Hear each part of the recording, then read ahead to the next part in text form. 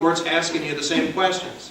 Let's get one guy in there, and if he's got to fill out the form a little bit longer, at least we will reduce expense and reduce the aggravation on people who are in business.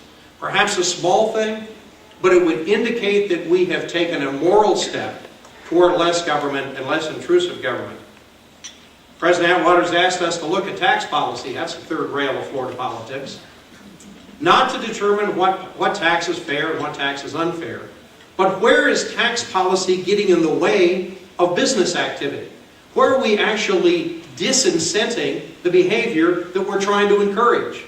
So we'll be looking at parts of the tax code and saying, you know, gosh, have we put something in the tax code that actually works against our stated objectives in economic development?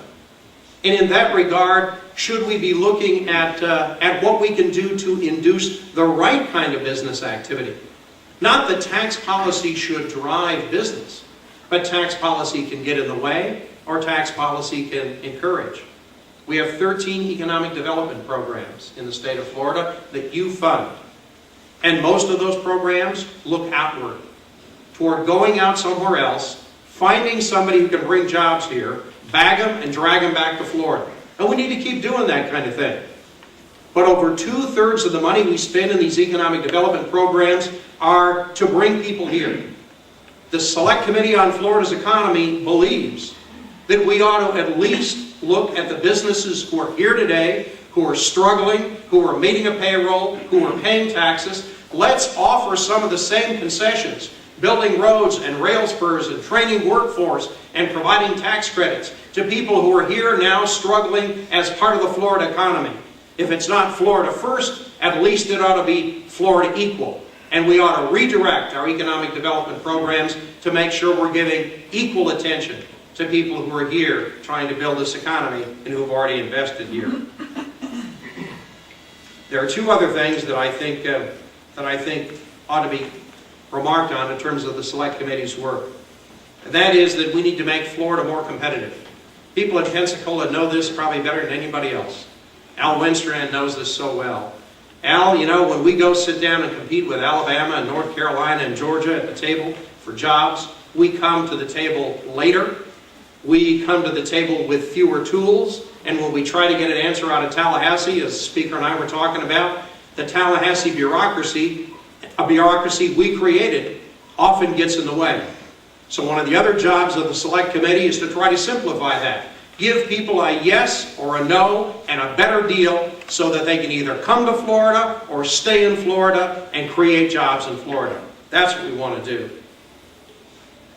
Bob mentioned transparency, and he mentioned also the notion of TABOR, or Taxpayer Bill of Rights. I can tell you this, I can't speak for the Select Committee because these issues have not come before the Select Committee yet.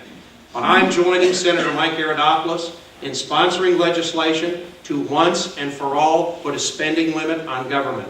Government at the local level, government at the state level.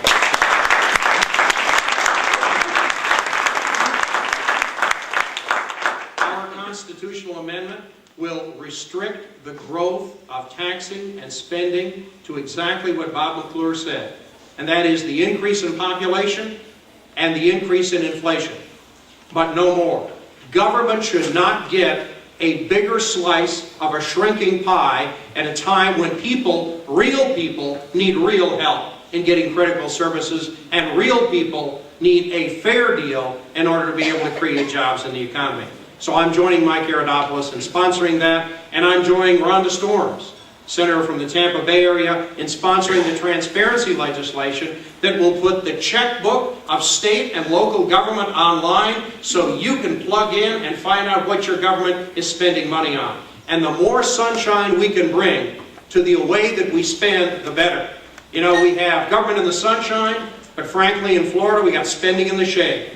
Well, it's time to have a little sunshine on the spending side as well.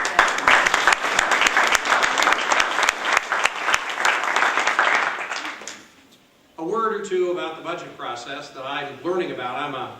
I'm still a brand new senator pretty much. I've had 2 years in the Senate.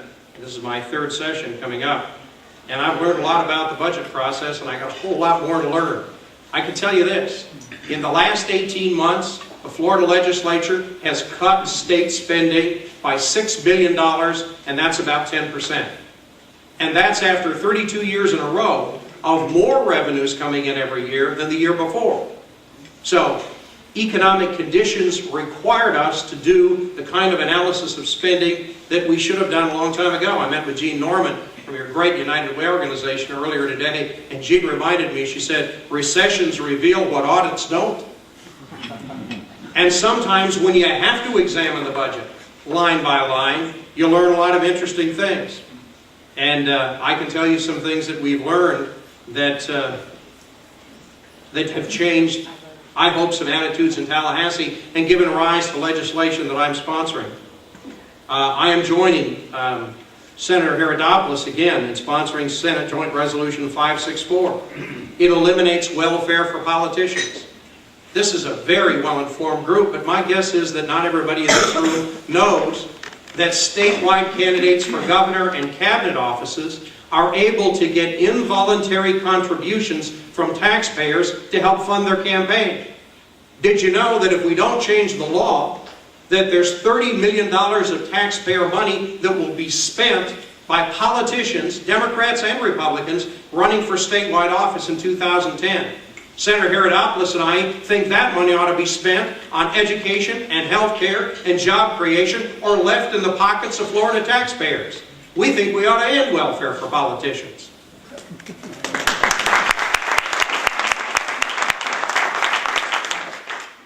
I chair the Health Committee in the Senate, and we've heard all kinds of interesting testimony that I think you'll find sort of fascinating. For example, home health services, very widely spread service, it's certainly well needed by people who are homebound. Did you know that in Miami-Dade County, the typical homebound patient receives 80 times, that's 80 times, more home health aid services than if you live elsewhere in Florida? It's either a scientific phenomenon or it's theft. Did you know that in Miami-Dade, there is 22 times more spent by taxpayers for clinics dealing with HIV patients than in the whole rest of the United States of America all combined? Again, we have the opportunity here either for a New England Journal of Medicine article, or we have the opportunity to get rid of some fraud and abuse. So I can tell you that, as chairman of the Health Committee, I will be sponsoring the toughest anti-fraud and abuse provisions under Medicaid that this state has ever seen. We're going to identify the people who are stealing the money that ought to go to people who really need it. We're going to go after their licenses and their certifications. We're going to put them out of business, and we're going to put them in jail.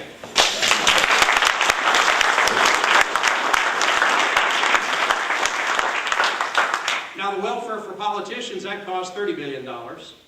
Just the home health aid overutilization, before we get to the other stuff, ACA, the Agency for Healthcare Administration, says that's $41 million per year we could save. And now there's another favorite of mine. I'm working with Senator Fasano. He and I are sponsoring legislation to end the double dipping and triple dipping of politicians and senior government officials and other government employees who agree to retire, make a deal with the taxpayers. They're going to retire at a time certain. It's called the DROP program.